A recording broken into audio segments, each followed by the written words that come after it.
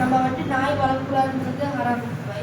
ஆனா வந்துட்டு வேட்டை நாய் வளர்த்தா அது ஹராம் இல்லை அப்படின்னு சொன்னாங்க. அது சரியா தவறாது? சரி, சகோதரர் என்ன கேள்வி கேட்கிறாருன்னு கேட்டா, இஸ்லாத்துல வந்து நாய் வளர்க்கறது ஹராம்னு சொல்றாங்க, வேட்டை நாய்கள் மட்டும் வளர்த்துக்கலாம் அப்படிங்கிற செய்திய சொல்றாங்களே அப்படின்னு கேள்வியை கேட்கிறாங்க.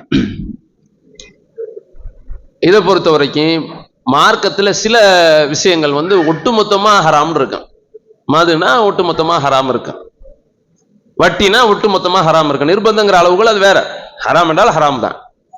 இது என்ன அல்லாஹ் மார்க்க சட்டம் ஒரு கட்டத்துல ஹராம்ங்கிறது ஒரு கட்டத்துல ஹலாலுங்கிறது வேட்டைக்காக நாயை பயன்படுத்தலாம்னு சொல்லுத அப்படின்னு சகோதரர் கேட்கிறாங்க. நாய் வளர்க்கறத பொறுத்த வரைக்கும் நீங்க பாத்தீங்கன்னா, வீட்டுக்குள்ள நாய் வளர்க்கறத அல்லாஹ்வுடைய தூதர் ஸல்லல்லாஹு அலைஹி வஸல்லம் தடுக்கிறாங்க. ரசூலுல்லாஹ் வீட்டுக்குள்ளேயும் நாய் இருந்துச்சு, உருவப்படங்கள் இருந்துச்சு. ஜிப்ரீல் அலைஹிஸ்ஸலாம் அதனால வரல. அப்புறமா ஜிப்ரீல் அலைஹிஸ்ஸலாம் வராததுக்கு காரணம் சொல்றாங்க. உடனே ரசூலுல்லாஹ் அப்புறப்படுத்திடுறாங்க. இதுதான் வீட்டுக்குள்ள வளர்க்கறத தடுக்கிறாங்க. அதுல மருத்துவ ரீதியான காரணங்களும் சொல்லிக்கலாம். ஆனால் மார்க்கத்தினுடைய நிலைப்பாடு இதுதான். அதனால பாதிப்பு ஏற்படுத்துறது அதெல்லாம் மாற்றுக்கிறது இல்லை. அடுத்து,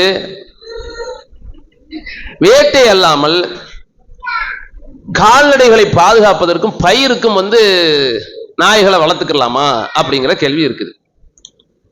இதை பார்த்தீங்கன்னா ரசூல் ஸல்லல்லாஹு அலைஹி வஸல்லம் காலத்துக்கு பிறகு இப்னு உமர்ட்ட ஒரு செய்தியை சொல்றாங்க. அபூ ஹுரைராலாம் வேட்டை நாய் அல்லாத விவசாயத்திற்காக நாய்களை வளர்த்துக் கொள்ளலாமான்னு சொல்றாரு அப்படின்னு கேள்வி கேட்கிறாங்க. அப்ப இப்னு உமர் சொல்றாங்க, அல்லாஹ் அவருக்கு அருள் புரியட்டும், அவர் சொன்னது சரிதான்.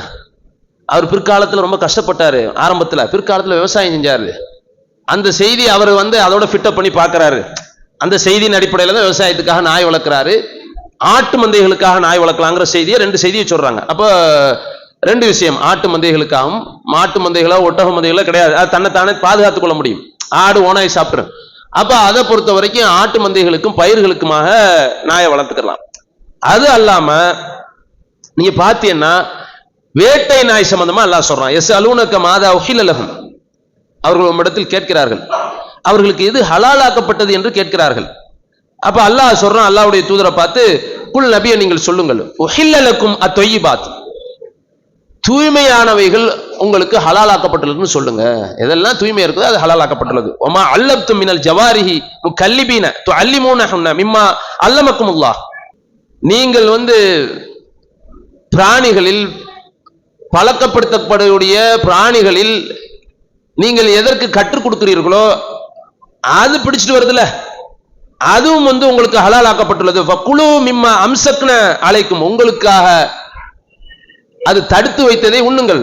வதுக்ருஸ்முல்லாஹி அலைஹி, அல்லாஹ்வினுடைய பெயரை சொல்லி உண்ணுங்கள்னு அல்லாஹ் குர்ஆன்ல சொல்றான். ஏவும் போது நாயை வேட்டைக்கு ஏவும் போது அல்லாஹ்வுடைய பெயரை சொல்லி ஏவுங்கன்னு ஹதீஸ்கள்லாம் நம்ம பார்க்கிறோம். அந்த அடிப்படையில நாய் வளர்க்கறதை பொறுத்த வரைக்கும் வேட்டைக்காக பயன்படுத்திக்கலாங்கிற செய்தியை அந்த குர்ஆன் வசனம் காட்டுது. அது அல்லாமல் அப்ப நாய் வளர்த்தா இப்ப நாயை கொல்லலாமா கூடாதா?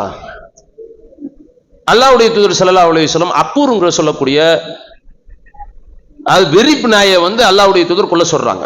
வெறி பிடிச்ச நாயை பொறுத்த வரைக்கும் அதுக்கு தீர்வு, அதான் வேற வழி கிடையாது, அதை கொல்லத்தான் சொல்றாங்க அல்லாஹ்வுடைய தூதர். மனுஷனுக்கு ஒரு புத்தி பைத்தியமாகுதுன்னா அந்த மாதிரி நிலை கிடையாது. வெறிநாயினுடைய நிலை என்ன, பல பிரச்சனைகள் வர்றதுக்கு வாய்ப்பு இருக்கிறது, மற்ற நல்லா உள்ள நாய்க்கும் சரி மனிதர்களுக்கும் சரி.